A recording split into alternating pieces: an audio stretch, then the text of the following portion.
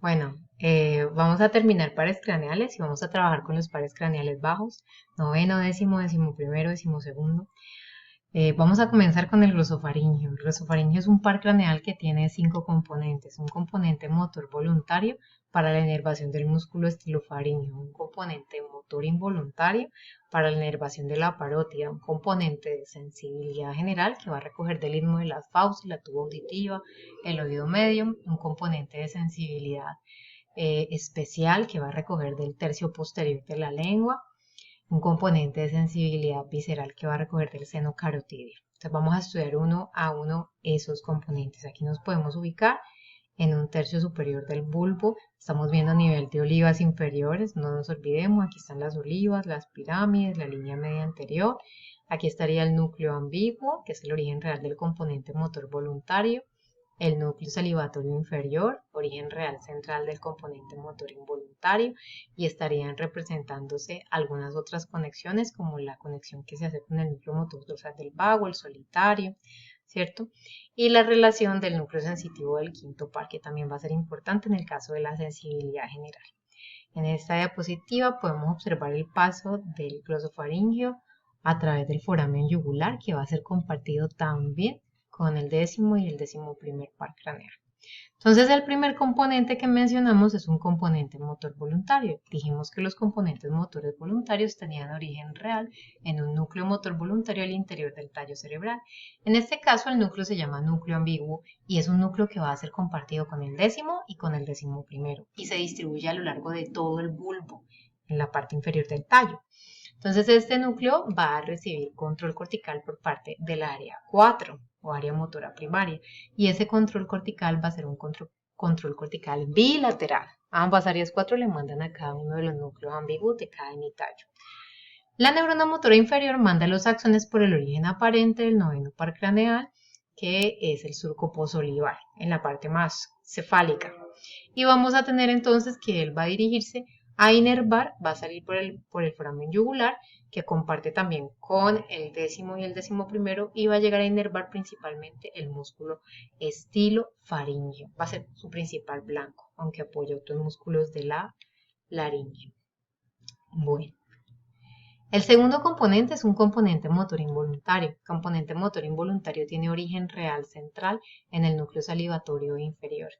El núcleo salivatorio inferior es un núcleo con neuronas multipolares, colinérgicas, parasimpático, regulado desde la porción hipotalámica a través del fascículo longitudinal dorsal. Como todos los componentes motores involuntarios, se va a distribuir con las fibras del nervio glosofaríngeo, pasa por el foramen yugular y encuentra el origen real periférico de este componente, que es el ganglio óptico, donde hace sinapsis. Del ganglio óptico entonces salen las fibras postganglionares que van a inervar la parótida para la producción de saliva. Entonces va a ser un componente parasimpático. Tercer componente del glosofaringio, el componente de sensibilidad general. El componente de sensibilidad general del glosofaringio tiene origen real en el ganglio superior del glosofaringio. El glosofaringio tiene dos ganglios, el superior y el inferior. Este componente se origina desde el superior. Son neuronas sensitivas monopolares glutamatérgicas que se bifurcan en la medular del ganglio. La rama central pues ingresa al tallo por el origen aparente del noveno para hacer relevo en el núcleo sensitivo del quinto par, porque recordemos que es el único núcleo que recibe sensibilidad general. Y la rama periférica va a traer información de sensibilidad general de un componente que uno pensaría que es pequeño y realmente es muy grande, porque tiene que ver con todo el istmo de las fauces, o sea, lo que llamamos coloquialmente la garganta o faringe posterior, todo lo que está relacionado con la tuba auditiva y el oído medio. Es un componente bastante amplio e incluso este mismo componente de sensibilidad general se encarga de recoger la sensibilidad general del tercio posterior de la lengua. Sensibilidad general, tacto simple, discriminativo, dolor, temperatura, ¿cierto? Bueno, entonces vamos a tener este componente trayendo información de esos sectores. Esta información es llevada desde el núcleo sensitivo del quinto por las vías trigeminotalámicas hasta el ventral posterior medial y de allí al área 312, donde se genera el fenómeno perceptual. Vamos a tener entonces el componente de sensibilidad especial como cuarto componente. Este componente se va a originar en el mismo ganglio, aquí dice inferior, pero no, es en el superior. Y en el superior entonces vamos a tener neuronas monopolares que se bifurcan Aquí va a cambiar entonces la entrega. Como esto es gusto, entonces vamos a estar hablando de una entrega selectiva al núcleo del tracto solitario localizado en el bulbo. Y ya del solitario entonces salen fibras que van a ir por la vía solitario talámica o por el tracto solitario del ventral posterior medial. Y de allí a la corteza al área 43, que es el área gustativa primaria. ¿De dónde recogemos? El glosofaringio recoge gusto del tercio posterior de la lengua, sobre todo amargo, entonces lo vamos a tener representado en ese sector, ¿vale? Recuerden que esto es sabor, sabor básico. Un quinto y último componente del glosofaringio es el componente de sensibilidad visceral. El componente de sensibilidad visceral del glosofaringio tiene origen en el ganglio inferior del glosofaringio, que tiene neuronas monopolares glutamatérgicas que se bifurcan en la medular del ganglio. La rama central entra por el origen aparente y como esto es sensibilidad visceral, se le debe entregar al solitario, pero la vía de ascenso es distinta. Aquí el solitario no va para el ventral posterior medial como en el anterior, sino que va principalmente para los núcleos intralaminares. Y de los intralaminares se entrega de forma difusa a la corteza cerebral. Y también hay salidas pues límbicas o entradas, digamos, a hipotálamo y a formación reticular, como se ve en la diapositiva. Bueno, ¿y de dónde está recogiendo este componente? La parte periférica de la neurona lo que hace es ir a recoger del seno carotídeo, donde podemos tener entonces receptores especializados que van a estar encargados de sensar características particulares de presión a ese nivel. Vamos a seguir entonces con el nervio vago. El nervio vago, también conocido como cardioneumogástrico por su recorrido tan extenso por fuera del cráneo, tiene también 5 componentes.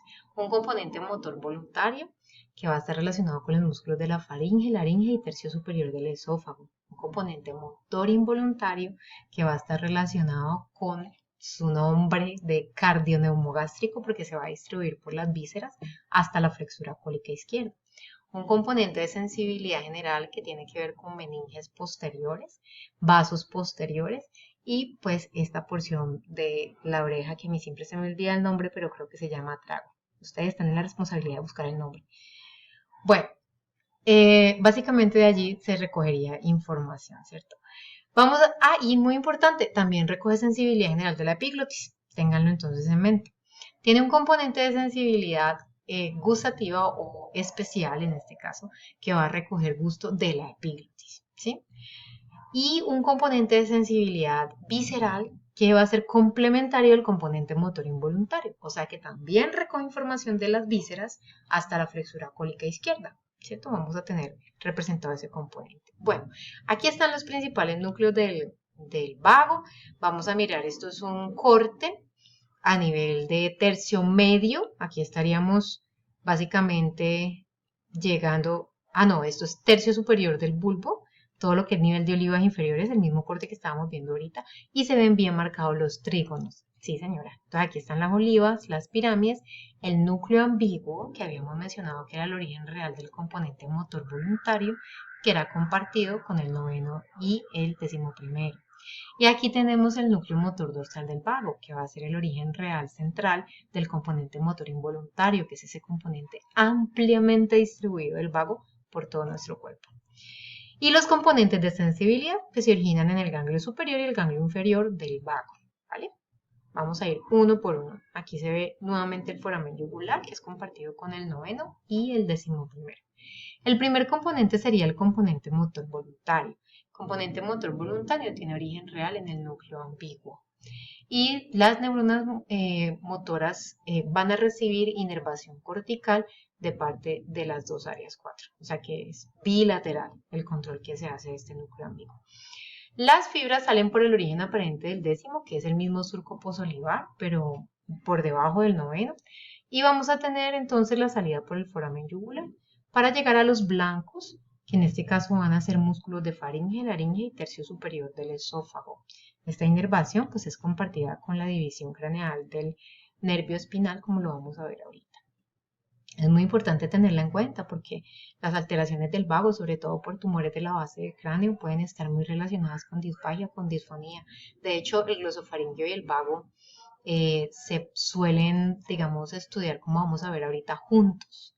Entonces uno puede encontrarse con los siguientes detalles, y es que aparte de la disfagia o de la disfonía, uno puede tener una elevación, que no se dé la elevación de la úvula y que ésta se desplace hacia el lado que esté sano por efecto de la contracción muscular, cuando se presenta en alguno de los dos lados lesión del noveno o del décimo.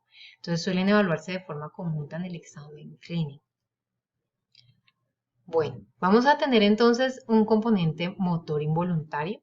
Ese componente motor involuntario va a tener origen real en el núcleo motor dorsal del vago, que está formando el trígono del vago. Y ese núcleo va a generar entonces las fibras motoras involuntarias que van a salir con el resto del nervio para distribuirse por todas las vísceras ejerciendo los efectos parasimpáticos. Efectos que vamos a estudiar cuando veamos sistema nervioso autónomo, pero que básicamente tienden a la conservación de energía en el cuerpo, a los sustratos energéticos con mínimo gasto y con aumento de todas aquellas actividades que me puedan favorecer el pool energético. Bueno, por otro lado, tenemos entonces el componente de sensibilidad visceral, que aprovecho para ponerlo en esta diapositiva, pues porque aquí está representado y porque es complementario al componente motor involuntario. Recoge exactamente de los mismos lugares en donde estaba llegando el componente motor involuntario. Hay que tener en cuenta que estos dos componentes siguen o conservan la distribución que habíamos estudiado para los componentes. Me explico. El componente motor involuntario tiene origen real central en el núcleo motor dorsal del vago, ¿cierto? Ese núcleo motor dorsal del vago es regulado por el hipotálamo a través del fascículo longitudinal dorsal y tiene que tener orígenes reales periféricos, pero como su distribución es tan amplia, los orígenes reales periféricos van a ser múltiples. Y lo que me voy a encontrar es con unos ganglios que se llaman ganglios terminales o microganglios que van a estar adosados a la pared de las vísceras, muy cerca de ellas, y de allí salen las fibras postganglionares para cada una de las vísceras que son inervadas por el nervio vago. Por otro lado, en el caso del componente de sensibilidad visceral, el origen real tiene que ser también ganglionar. Entonces ahí vamos a encontrar el ganglio inferior del vago. Y ese ganglio inferior del vago que está adosado al lado del foramen yugular, vamos a encontrar que tiene neuronas, entonces monopolares, glutamatéricas, ya va a ser un ganglio similar a los ganglios que hemos descrito para los componentes de sensibilidad visceral. Y se divide en la medular del ganglio, las ramas periféricas, entonces llegan a las vísceras y traen la información de ellas. Esa información visceral es sobre todo para dolor, para distensión de la cápsula de las vísceras, ¿cierto? Y esa información es llevada hasta el núcleo del tracto solitario. El núcleo del tracto solitario va a generar salidas que van a específicamente llevarse hasta los núcleos intralaminares y de ahí a la corteza de forma difusa. Y recordemos que uno de los sectores corticales que recibe mayor cantidad de estas entradas viscerales es la ínsula. Entonces debemos tenerla siempre en cuenta en los procesos de interocepción. Bueno, por otro lado, vamos a tener que él también cuenta con un componente de sensibilidad general que tiene origen real en el ganglio superior del nervio vago. Y ese ganglio superior del nervio vago pues va a generar la rama central, que al ser un componente de sensibilidad general le debe entregar al núcleo sensitivo del quinto para que por vías trigeminothalámicas sean entregadas al ventral posterior medial y de allí al área 312. Y la rama periférica lo que va a hacer es salir por el foramen yugular y distribuirse entonces en los sectores que tienen que ver con meninges posteriores, como este ramo que estamos viendo aquí, las regiones relacionadas con la parte anterior de la oreja y todo lo que tiene que ver con la epiglotis, como se ve acá, que les había mencionado, se recoge sensibilidad general también de esos sectores. Bueno, aquí me falta algo, me falta el componente de sensibilidad especial. Entonces, así como mencioné este componente de sensibilidad general, el vago va a tener un componente de sensibilidad especial que no está graficado, pero que tiene origen real en el ganglio inferior del vago. Y en ese sentido, pues es importante, podemos aprovechar aquí la sombra del ganglio para describirlo. Y tener en cuenta que ese componente va a llevar información centralmente a nivel del tracto solitario y de allí al núcleo ventral posterior medial y al área 43. Y de forma periférica vamos a recoger de la epiglotis, desde donde nosotros vamos a tener recepción sobre todo también de modalidad amarga en sabores básicos. Bueno, tenemos también entonces el nervio accesorio. El nervio accesorio es un par craneal que tiene un solo componente y ese componente tiene dos contingentes. Como es un componente motor voluntario, va a tener origen real en un núcleo motor al interior del tallo.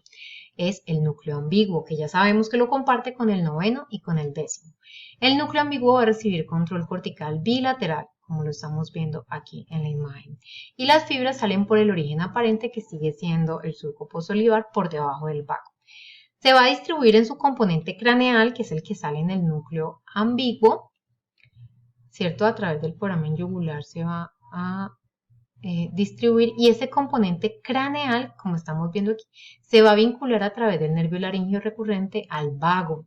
Y al vincularse al vago, entonces genera inervación de la musculatura que estaba inervando el vago en su componente motor voluntario, o sea, músculos de laringe, faringe, tercio superior del esófago. El otro contingente de este componente es el contingente espinal, por el cual el nervio recibe su nombre. Este contingente tiene origen espinal, entonces veíamos acá una representación inferior, un poco más pequeña, de la médula espinal.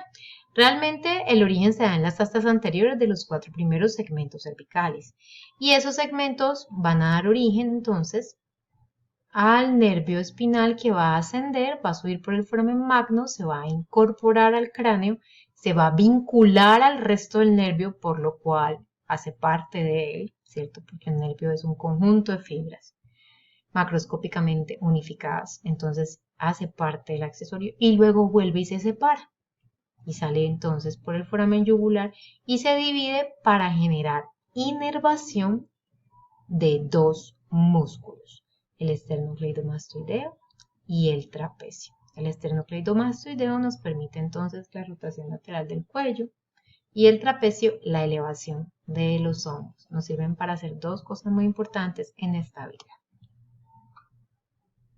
Que quede aprendida la lección. Bueno, y asimismo pues se van a evaluar clínicamente.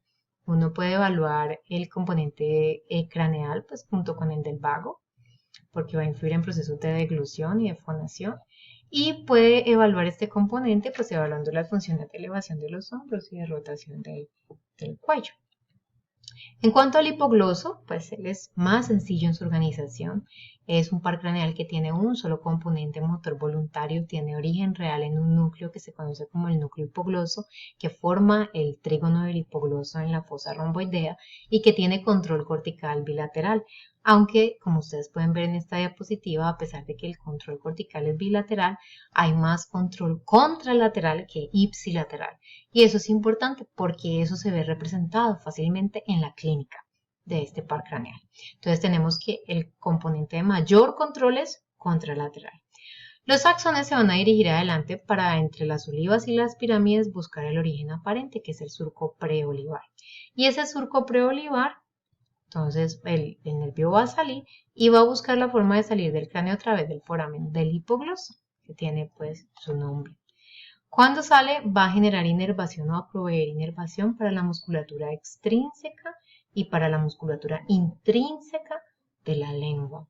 Los efectos de contracción de los músculos de la lengua en términos netos van a generar un movimiento de la lengua que van a depender mucho del lado. Entonces, los músculos del lado derecho, o digamos el nervio del lado derecho, va a generar unos efectos de movimiento hacia el lado contrario de la boca. Entonces este movimiento es promovido por el nervio de este lado y este movimiento es promovido por el nervio de este lado. ¿Está claro? Eso va a ser importante en clínica cuando veamos la lesión. ¿Por qué? Pues porque allí vamos a tener dos cosas que pensar de manera cruzada. Lo primero que tenemos que pensar cruzado es que el nervio de un lado hace que la lengua se mueva hacia el lado contrario. Y lo segundo es que la inervación del núcleo del hipogloso es contralateral. De tal manera que cuando yo tengo, como ustedes pueden ver en la diapositiva, una lesión de neurona motora superior, o sea, de corteza o del recorrido corticonuclear, entonces yo me voy a encontrar con la lengua desviada hacia el lado contralateral al hemisferio que está lesionado. En cambio, cuando tengo una lesión de neurona motora inferior, o sea, el par craneal como tal en su recorrido, la lengua se va a desviar hacia el lado de la lesión, porque quedan funcionando por los músculos que van a desviar la lengua hacia ese lado. Entonces, vamos a quedar con esto como la muestra final relacionada con pares craneales.